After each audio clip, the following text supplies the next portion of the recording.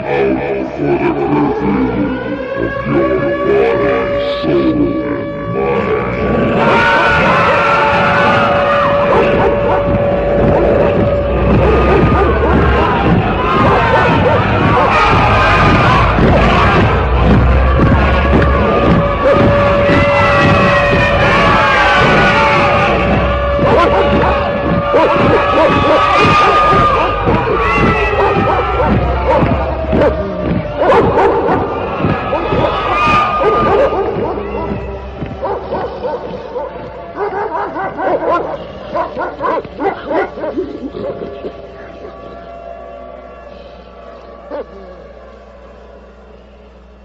You're listening to The Hour of the Time, and I'm your host, William Cooper. Two men in the year 1092 stood on the ramparts of a medieval castle, the Eagle's Nest, perched high upon the crags of the Persian mountains. The personal representative of the emperor, and the veiled figure who claimed to be the incarnation of God on earth, Hassan, son of Sabah, sheikh of the mountains and leader of the assassins, spoke. Quote, "You see that devotee standing guard on yonder turret top? Watch." Unquote. He made a signal. Instantly, the white-robed figure threw up his hands in salutation and cast himself 2,000 feet into the foaming torrent which surrounded the fortress. "I have 70,000 men and women throughout Asia, and each of them ready to do my bidding. Can your master, Malik Shah, say the same? And he asked me to surrender to his sovereignty? This is your answer. Go." Now, such a scene may be worthy of the most exaggerated of horror films, and yet it took place in historical fact. The only quibble made by the chronicler of the time was that Hassan's devotees numbered only about 40,000. How this man Sabah came by his uncanny power, and how his devotees struck terror into the hearts of men from the Caspian to Egypt, is one of the most extraordinary of all tales of the secret societies, the mysteries. Today, the sect of the Hashishin, or druggers, still exists in the form of the Ismailis, or Ishmaelites, whose undisputed chief, endowed by them with divine attributes, is the Aga Khan. Like many another secret cult, the assassin organization was based upon an earlier association. And in order to understand how they worked and what their objectives were, we must begin with these roots. It must be remembered, dear listeners, that the followers of Islam in the 7th century A.D. split into two divisions: the Orthodox, who regard Muhammad as the bringer of divine inspiration, and the Shias, who consider that Ali, his successor, the fourth Imam or leader, was more important. It is with the Shias that we are concerned here. From the beginning of the split in the early days of Islam, the Shias relied for survival upon secrecy, organization, and initiation. Although the minority party in Islam, they believed that they could overcome the majority and eventually the whole world by superior organization and power. To this end, they started a number of societies which practiced secret rites in which the personality of Ali was worshipped, and whose rank and file were trained to struggle above all for the accomplishment of world dominion. One of the most successful secret societies which the Shias founded was centered around the Abode of Learning in Cairo, which was the training ground for fanatics who were conditioned by the most cunning methods to believe in a special divine mission. In order to do this, the original democratic Islamic ideas had to be overcome by skilled teachers acting under the orders of the Caliph of the Fatimites who ruled Egypt at that time. Members were enrolled on the understanding that they were to receive hidden power and timeless wisdom, which would enable them to become as important in life as some of the teachers. And you find these same precepts in every branch, in every nationality, on every continent where the mysteries prevail. The Caliph saw to it that the instructors were no ordinary men. The supreme judge was one of them, Another was the commander-in-chief of the army. A third, the minister of the court. There was no lack of applicants. In any country where the highest officials of the realm formed a body of teachers, one would find the same thing. Classes were divided into study groups, some composed of men, others of women, collectively termed assemblies of wisdom. All lessons were carefully prepared, written down, and submitted to the caliph for his seal. At the end of the lecture, all present kissed the seal.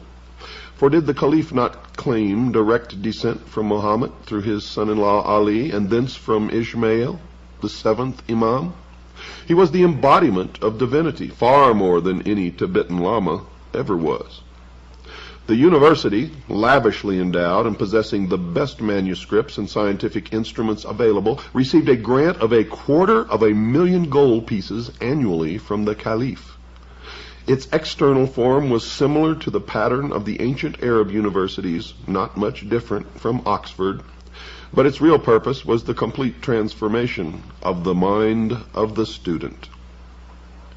Students had to pass through 9 degrees of initiation, the same number that are claimed in the York Rite of Freemasonry. In the first, the teachers threw their pupils into a state of doubt about all conventional ideas, religious and political. They used false analogy and every other device of argument to make the aspirant believe that what he had been taught by his previous mentors was prejudiced and capable of being challenged. The effect of this, according to the Arab historian Makrizi, was to cause him to lean upon the personality of the teachers as the only possible source of the proper interpretation of facts. At the same time, the teachers hinted continually that formal knowledge was merely the cloak for hidden, inner, and powerful truth, whose secret would be imparted when the youth was ready to receive it. None ever questioned why no secret was ever put forth. This confusion technique was carried out until the student reached the stage where he was prepared to swear a vow of blind allegiance to one or other of his teachers. This oath, together with certain secret signs, was administered in due course, and the candidate awarded the first degree of initiation. The second degree took the form of initiation into the fact that the Imams, the successors of Muhammad, were the true and only sources of secret knowledge and power. Imams inspired the teachers, therefore the student was to acknowledge every saying and act of his appointed guides as blessed and divinely inspired. In the third degree, the esoteric names of the 7 Imams were revealed, and the secret words by which they could be conjured, and by which the powers inherent in the very repetition of their names could be liberated and used for the individual, especially in the service of the sect. In the fourth degree, the succession of the 7 mystical lawgivers and magical personalities was given to the learner. These were characterized as Adam, Noah, Abraham, Moses, Jesus, Muhammad, and Ishmael. There were 7 mystical helpers: Seth, Shem, Ishmael, Aaron, Simon, Ali, and Muhammad, the sons of Ishmael. This last was dead, but he had a mysterious deputy who was the Lord of the time, authorized to give his instructions to the people of truth, as the Ismailis called themselves. This hidden figure gave the caliph the power to pretend that he was acting under even higher instructions. The fifth degree named 12 apostles under the 7 prophets, whose names and functions and magical powers were described. In this degree, the power to influence others by means of personal concentration was supposed to be taught. One writer claims that this was done merely by the repetition for a period of 3 years to train the mind of the magical word Ak-Zapt-I. To obtain the 6th degree involved instructions in the methods of analytical and destructive argument, in which the postulant had to pass a very stiff examination. The 7th degree brought revelations of the great secret that all humanity and all creation were one, and every single thing was a part of the whole, which included the creative and destructive power, the androgynous God. But as an Ishmaeli, the individual could make use of the power which was ready to be awakened within him and overcome those who knew nothing of the immense potential of the rest of humanity. This power came through the aid of the mysterious power called the Lord of the Time. To qualify for the 8th degree, the aspirant had to believe that all religion, philosophy, and the like were fraudulent. All that mattered was the individual, who could attain fulfillment only through servitude to the greatest developed power, the Imam. The 9th and last degree brought the revelation of the secret that there was no such thing as belief. All that mattered was action, and the only possessor of the reasons for carrying out any action was the chief of the sect.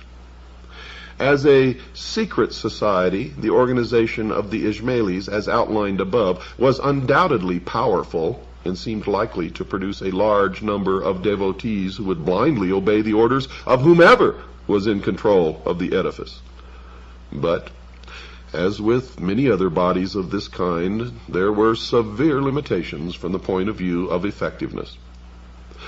Perhaps the phase of revolt or subversion planned by the society did not in the end get underway. Perhaps it was not intended to work by any other means than training the individual. Be that as it may, its real success extended abroad only to Baghdad in 1058, where a member gained temporary control of Baghdad and coined money in the Egyptian caliph's name. Now this sultan was slain by the Turks, who now entered the picture, and the Cairo headquarters was also threatened. By 1123, the society was closed down by the vizier Afdal.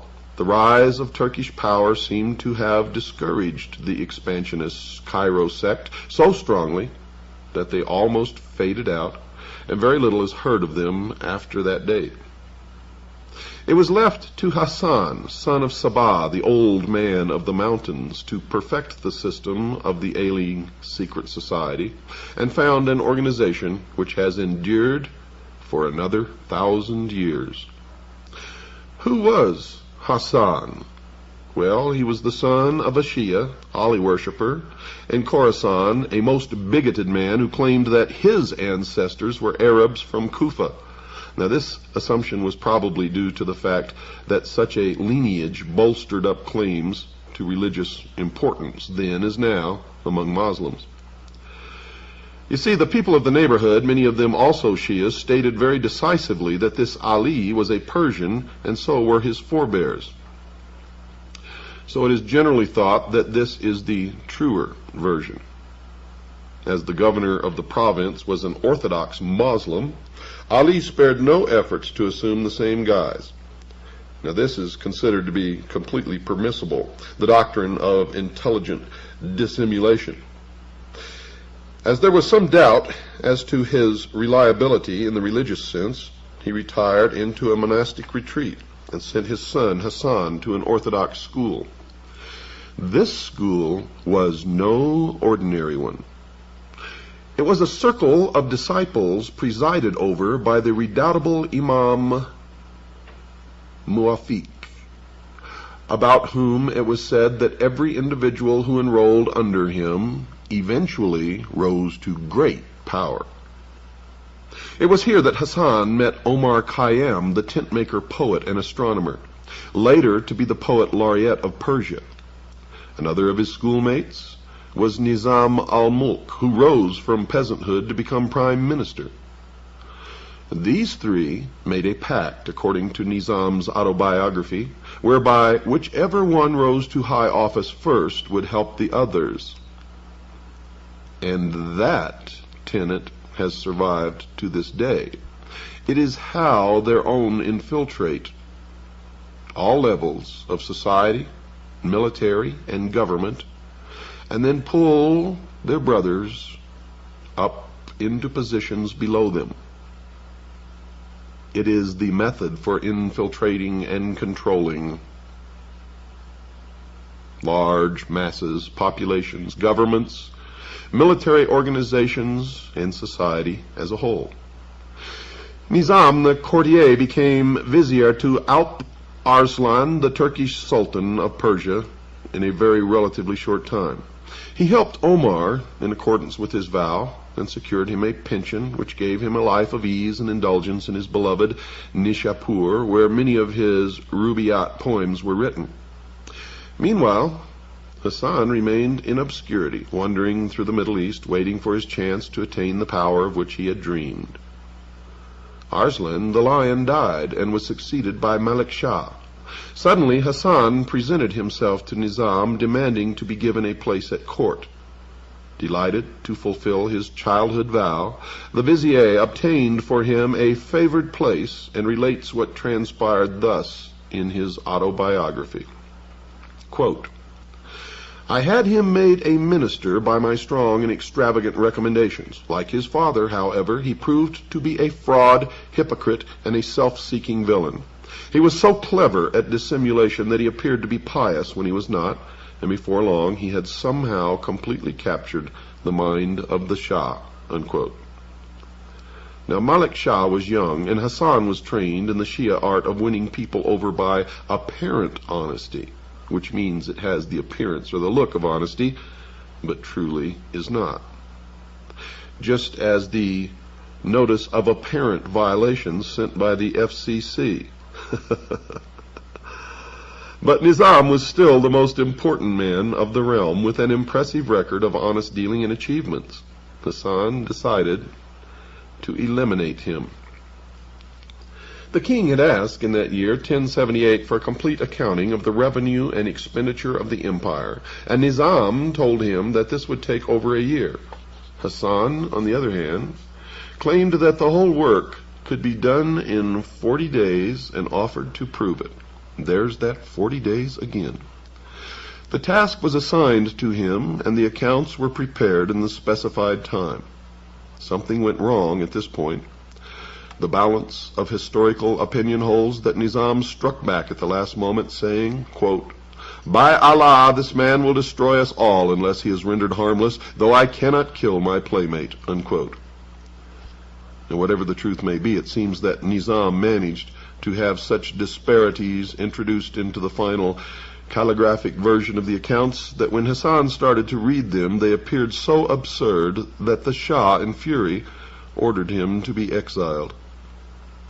As he had claimed to have written the accounts in his own hand, Hasan could not justify their incredible deficiency and could not slough the blame off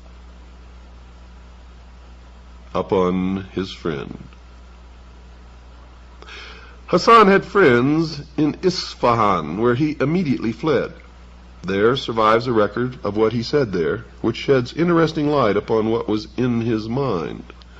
One of these friends, Abu al-Fazal, notes that Hasan, after reciting the bitter tale of his downfall, shouted these words in a state of uncontrollable rage.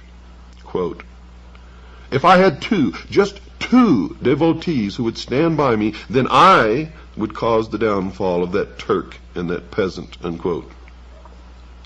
Fazal concluded that Hasan had taken leave of his senses and tried to get him out of this ugly mood. Hasan took umbrage and insisted that he was working on a plan and that he would have his revenge. He set off for Egypt, there to mature his plans. Fazal was himself later to become a devotee of the assassin chief, and Hasan, 2 decades later, reminded him of that day in Isfahan. Here I am at Alamut, master of all I survey, and more. The Sultan and the peasant vizier are dead. Have I not kept my vow? Was I the madman you thought me to be? I found my 2 devotees who were necessary to my plans. Unquote. Hasan himself takes up the story of how his fortunes fared after the flight from Persia. He had been brought up in the secret doctrines of Ismailism, the Arab branch of the mysteries, and recognized the possibilities of power inherent in such a system. He knew that in Cairo there was a powerful nucleus of the society, and if we are to believe the words of Fazal, he already had a plan whereby he could turn their followers into disciplined, devoted fanatics willing to die for a leader. What was this plan? Well, he had decided that it was not enough to promise paradise, fulfillment, eternal joy to people. He would actually show it to them. Show it in the form of an artificial paradise where houris played and fountains gushed, sweet-scented waters where every sensual wish was granted, amid beautiful flowers and gilded pavilions. And this, dear listeners, is what he eventually did. Hassan chose a hidden valley for the site of his paradise, described by Marco Polo, who passed this way in 1271.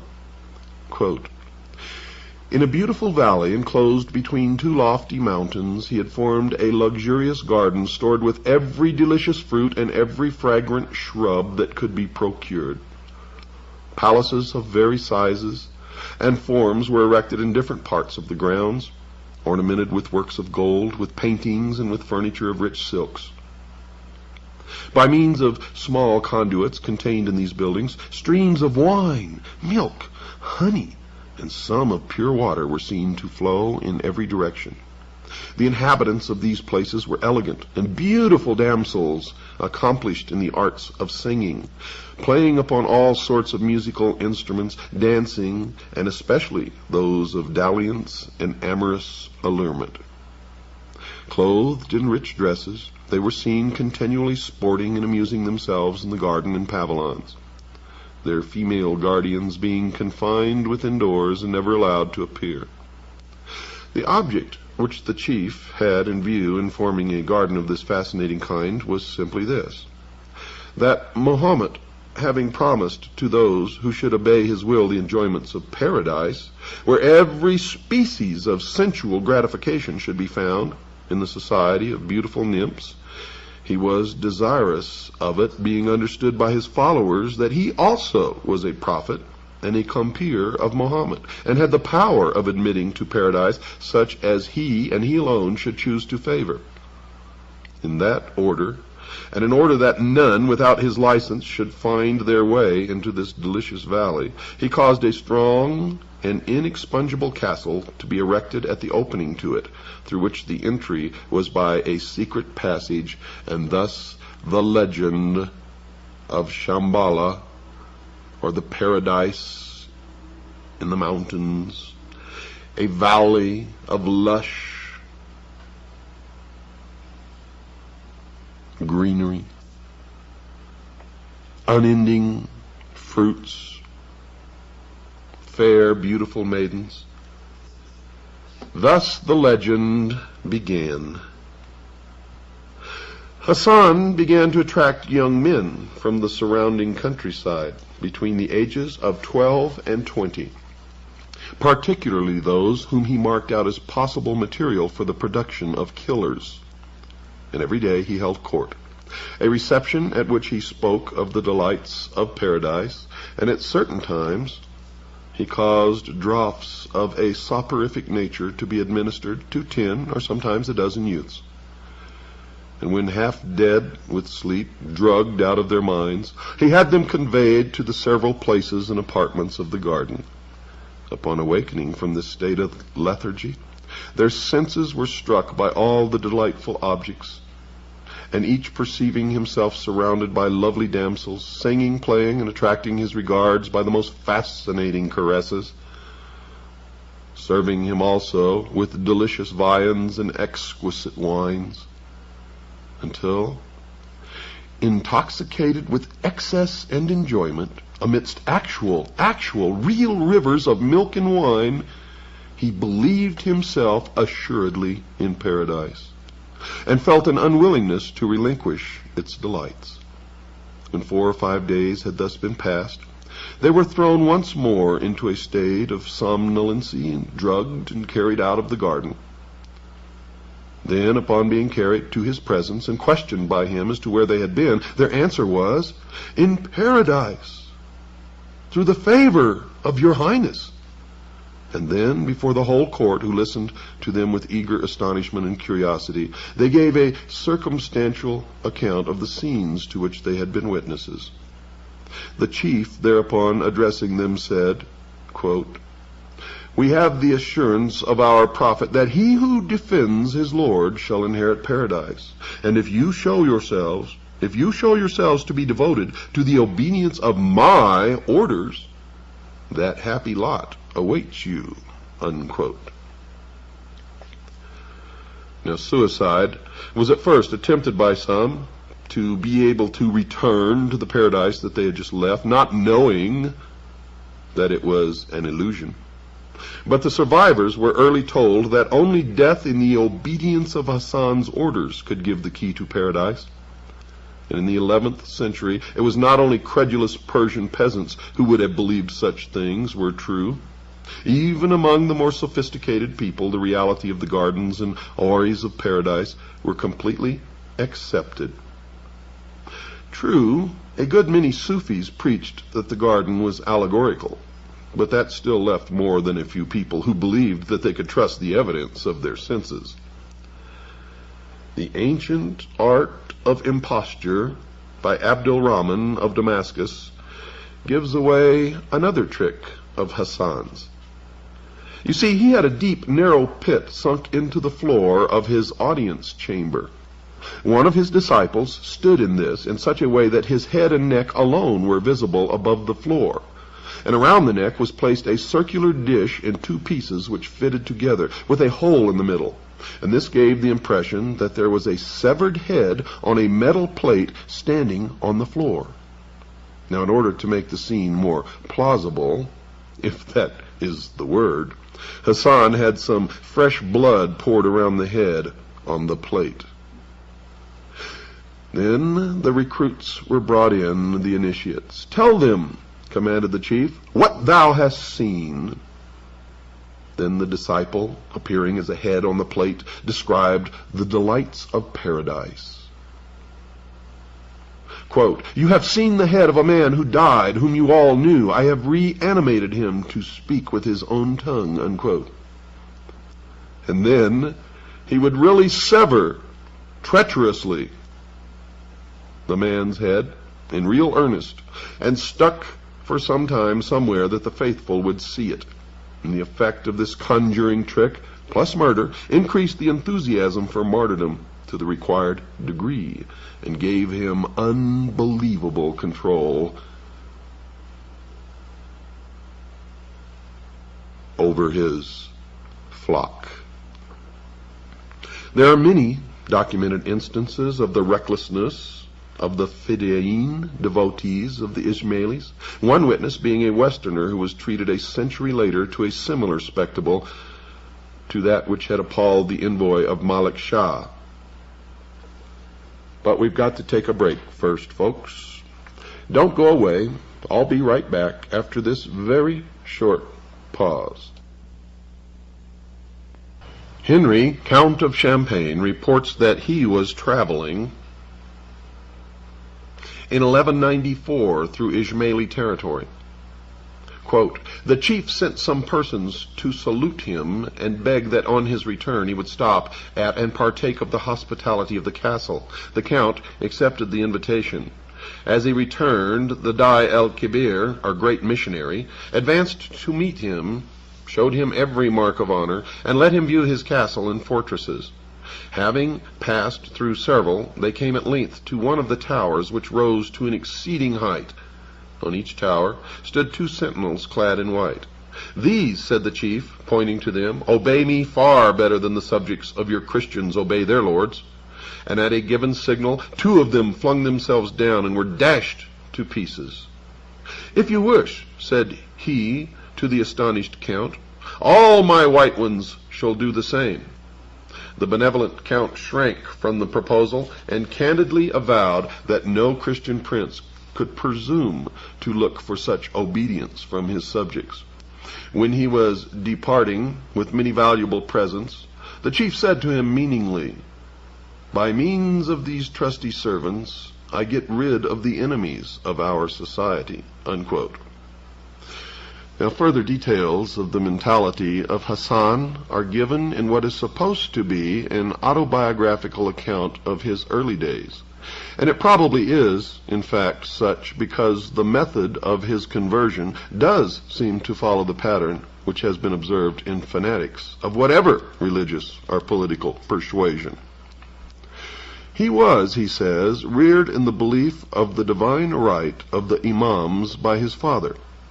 He early met an Ismaili missionary, Emir Dareb, with whom he argued strenuously against the Emir's particular form of the creed.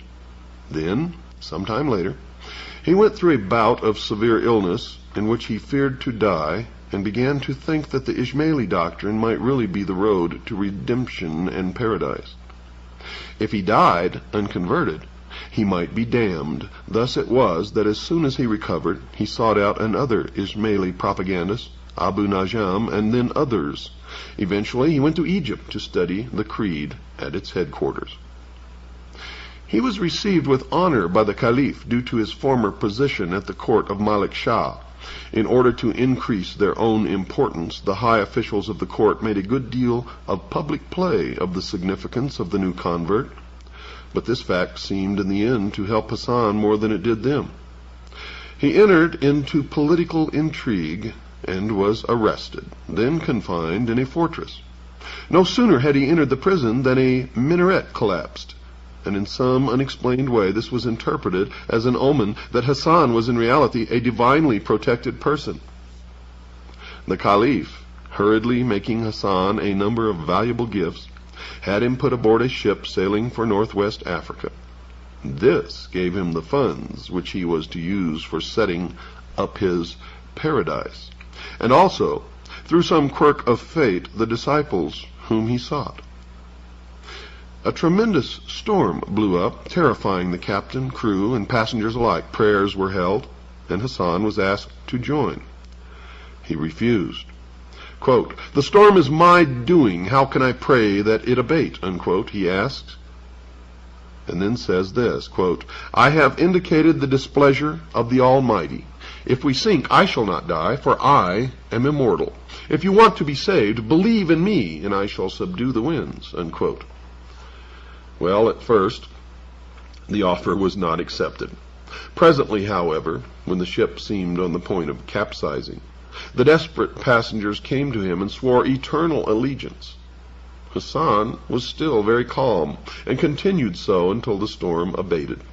The ship was then driven on to the seacoast of Syria, where Hassan disembarked together with 2 of the merchant passengers who became his first real disciples. Hassan was not yet ready for the fulfillment of his destiny as he saw it for the time being. He was traveling under the guise of a missionary of the Caliph in Cairo. From Aleppo he went to Baghdad, seeking a headquarters where he should be safe from interference and where he yet could become powerful enough to expand. Into Persia the road led him, traveling through the country, making converts to his ideas, which were still apparently strongly based upon the secret doctrines of the Egyptian Ismailis. Everywhere he created a really devoted disciple, Arfidei.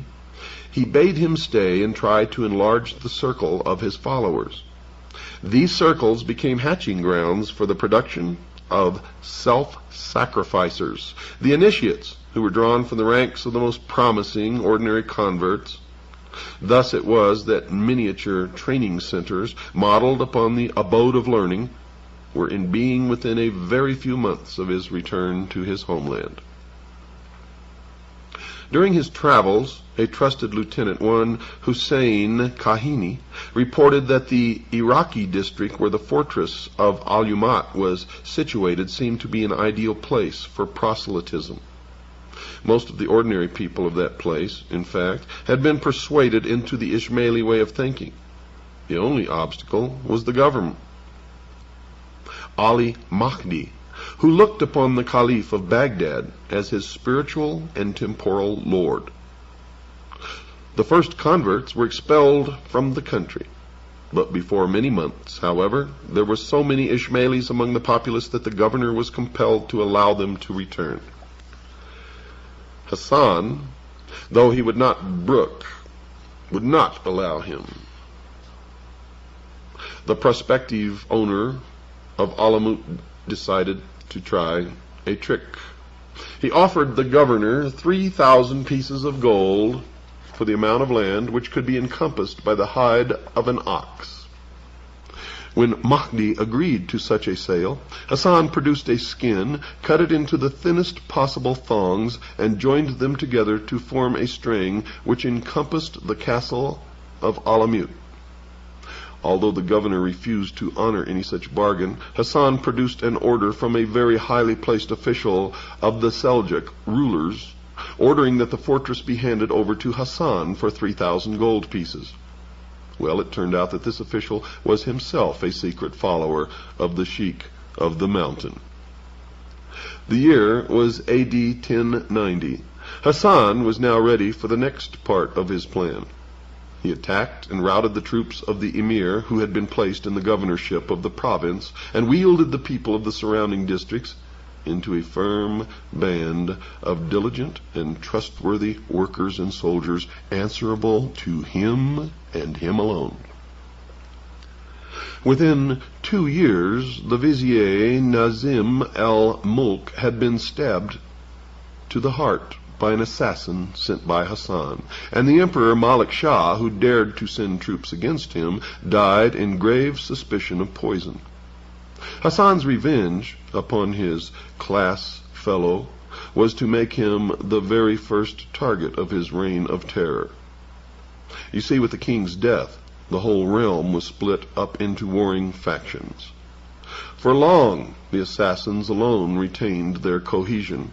In under a decade, they had made themselves masters of all Persian Iraq and of many forts throughout the empire.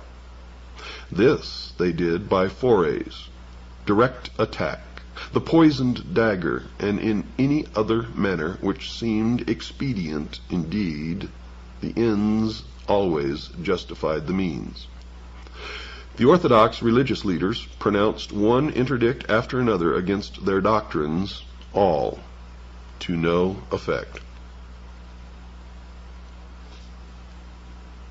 By now, the entire loyalty of the Ismailis under him had been transferred from the Caliph to the personality of the Sheikh of the Mountain, who became the terror of every prince in that part of Asia, the Crusader chiefs included. Despite and despising fatigues, dangers, and tortures, the assassins joyfully gave their lives whenever it pleased the great master, who required them either to protect himself or to carry out his mandates of death.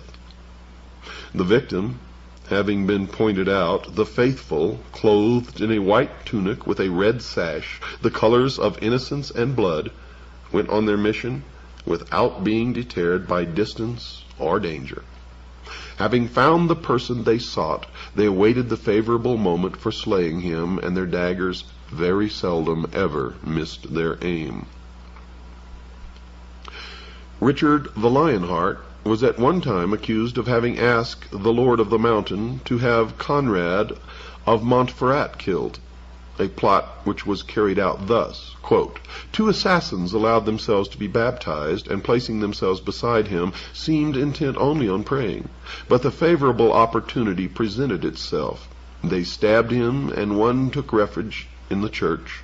But hearing that the prince had been carried off still alive, he again forced himself into Montferrat's presence, and stabbed him a second time, and then expired without a complaint, amidst refined tortures, unquote.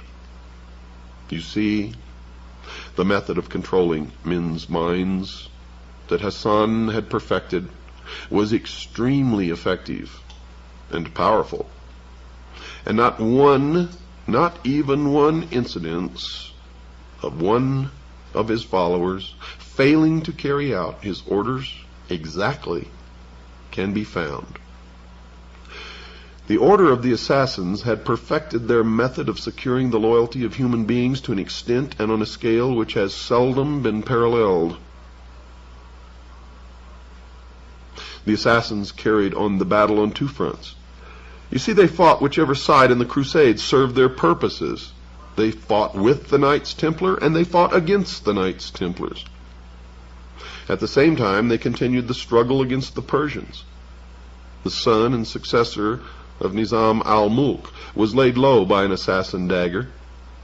The Sultan, who had succeeded his father, Malik Shah, and gained power over most of his territories, was marching against them.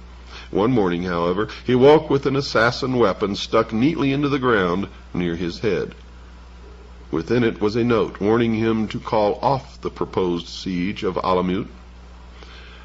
Well, he came to terms with the assassins after that, powerful ruler though he undoubtedly was. You see, the assassins eventually had what amounted to a free hand in exchange for a pact by which they promised to reduce their military power. It was during their pacts, their treaties, their battles with the Knights Templars, that many, some say most, some few even say all, of the Knights Templars were initiated into the mysteries. Hassan lived for 34 years after his acquisition of Alamut. On only 2 occasions since then had he even left his room, yet he ruled an invisible empire as great and as fearsome as any man before or since, they say. But his empire may still exist today, changed and melded with other sects of the mysteries. Hassan seemed to realize that death was almost upon him and calmly began to make plans for the perpetual continuance, folks, of the Order of the Assassins.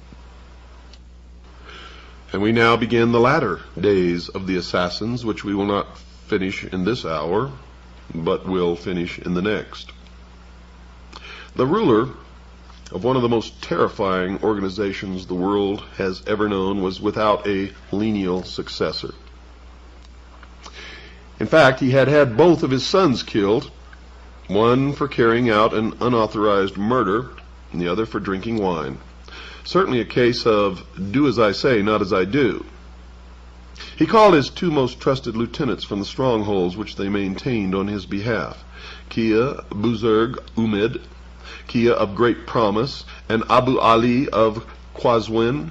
Kia was to inherit the spiritual and mystical aspect, while Abu Ali attended to the military and administrative affairs of the order. It is said that Hassan bin Sabah died almost immediately afterwards, in 1124, at 90 years of age, having given the world a new word, assassin. Assassin in Arabic signifies guardians, and some commentators have considered this to be the true origin of the word guardians of the secrets, which the Knights Templar took to Europe. The organization of the order under Hassan called for missionaries, friends who were disciples and Fidavis devotees. The last group had been added by Hassan to the Ismaili original, and these were the trained killers. Fidavis wore white with a girdle cap or boots of red. In addition to careful coaching in where and when to place the dagger in the victim's bosom, they were trained in such things as languages, the dress and manners of monks, merchants, and soldiers, any of whom they were ready to impersonate in carrying out their mission. The chief was known as Sayyidna, which means our prince or leader, and popularly, because of the mountain stronghold of Alamut, as the Sheikh of the mountain. Now, Alamut, or the stronghold on the mountain, was also known as the Eagle's Nest. And this is what Hitler named his mountain retreat. And there's also an Eagle's Nest near Santa Barbara, California, which very few people know anything about yet. Now, the Sheikh of the Mountain is the figure referred to in Crusaders' writings as Sidney, or Senex de Monte, the first word being a literal translation of the word pir, Persian for ancient or sage. There were 3 great missionaries who ruled 3 territories.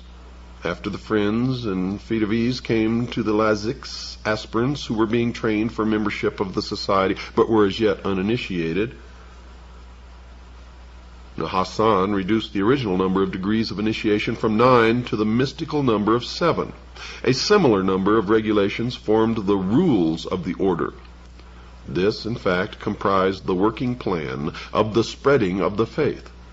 The first rule was that the missionary must know human psychology in such a way as to be able to select suitable people for admission to the cult, and was summed up in the mnemonic, quote, "Cast no seed upon rocks," unquote. The second rule of procedure was the application of flattery and gaining the confidence of the prospective member. Third came the casting of doubt into the mind by superior knowledge. Fourthly, the teacher must apply an oath to the student never to betray any of the truths which were to be revealed to him. Now he was told as the fifth stage that Ishmaelism was a powerful secret organization, supported by some of the most important figures of the time. After this, the aspirant was questioned and studied to discover whether he had absorbed the opinions of the teacher and attached himself sufficiently into a position of dependence upon his ideas. And at this stage, he was asked to meditate upon the meaning of the reported saying of the prophet that, quote, "Paradise lies in the shadow of swords," unquote. In the final degree, many difficult passages of the Quran were explained in terms of allegory. How is it that the rules of this extraordinarily successful order are known in such detail? Well, it so happened that when the Mongols eventually overthrew Alamut by force of arms, their chief, Halaku, meaning destruction, Khan, asked his chief minister to examine their library. This most learned man, father of kings, Jawani, later wrote a careful book in which he detailed the organization of the assassins, whose name he attributed to the use of the drug hashish, which they were said to use in stupefying candidates for the ephemeral visit to paradise. It is possible that recruits were made in another way than by selecting gullible, fully grown youths. Legend has it that Hassan, once master of Alamut, used to buy unwanted children from their parents and train them in implicit obedience and with the sole desire to die in his service. Buzurg Umid, meaning great promise, the second Grand Master is still used today, folks, maintained the power of the assassins on much the same pattern. Building new forts, gaining fresh converts, terrorizing those whom he did not want to have killed, and using them to further his design of world conquest. Sultan Sanjar of Persia, in spite of several expeditions against the Viper's Nest, as Alamut was now being called, could do little about him. Viper's Nest was the term given by the assassins' enemies. The assassins themselves called it the Eagle's Nest. Ambassadors on each side were slain. A notable religious leader was captured by the assassins, given a mock trial, and flung into a furnace. The Grand Master at this time seldom put on the field more than 2,000 men at a time. But it must be remembered that they were killers, acting under an iron discipline, and more than a match for any organized army that they might ever have to face. Now the order began to spread in Syria, where the continued contact with the Crusaders was established. The warriors of the cross were in fairly effective control of an area extending from the Egyptian border to Armenia in the north. Bahram, a Persian leader of the assassin cult from Astrabad, gained control of a mighty fortress in Syria in the region known as the Valley of Demons, Wadi al-Jan, and from there spread out from one fort to another. The Grand Prior, Bahram, now moved to an even more substantial fortified place, Masyat.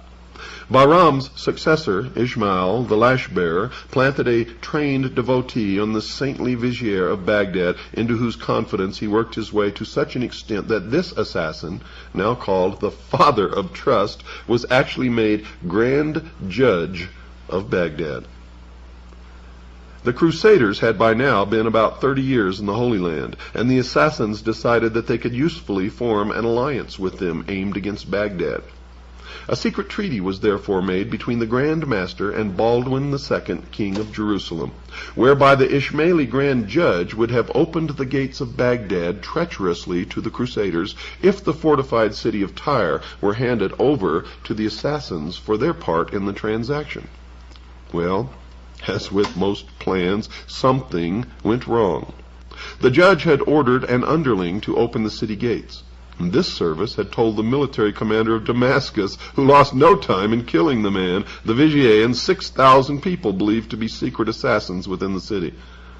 The Damascus garrison fell upon the Crusaders and beat them back in a thunderstorm which the Christian warriors attributed to divine anger at their unworthy pact, and the assassins as an attempt by the powers of nature to allow the Crusaders into the city under its cover. Meanwhile, the Grand Master was indulging in an orgy of destruction of individual rulers who opposed his creed. The list is interminable, but this is a fair example. Quote, "The celebrated Aksunkur, Prince of Mosul, was a warrior equally dreaded by the Christians and the assassins. As this prince, on his return from Ma'ara Mazrin, where the Moslem and Christian hosts had parted without venturing to engage, entered the mosque at Mosul to perform his devotions, he was attacked at the moment when he was about to take his usual seat by not one, but 8 assassins, disguised as dervishes. 3 of them fell below the blows of the valiant emir, but ere his people could come to his aid, he had received his death wound and expired." Unquote. The fanaticism which inspired the killers was shared, it seemed, by other members of their families, who had been thoroughly trained in the bloody creed. For the historian Kamal el-Din relates, on this occasion, when the mother of one of the youths who attempted Aksunkur's life heard that he had been slain, she painted her face and donned the gayest raiment and ornaments, rejoicing that her son had been found worthy to die the glorious death of a martyr in the cause of the Imam. But when she saw him return alive and unscathed, she cut off her hair and blackened her countenance, and would not be comforted. Things thus continued for the 14 years and a quarter of the second Grand Master's rule, when he died to nominate his son Kia Muhammad as his successor. Under Muhammad, the killings continued. A part of the seacoast of Palestine came into assassin hands, and the cult leaders reaffirmed their overly belief in Orthodox Islam. In public, Ismailis were ordinary Muslims. The secret doctrine of the divinely guided leader was not to be discussed with the uninitiated. Don't miss tomorrow night's show. Good night, and God bless each and every one of you.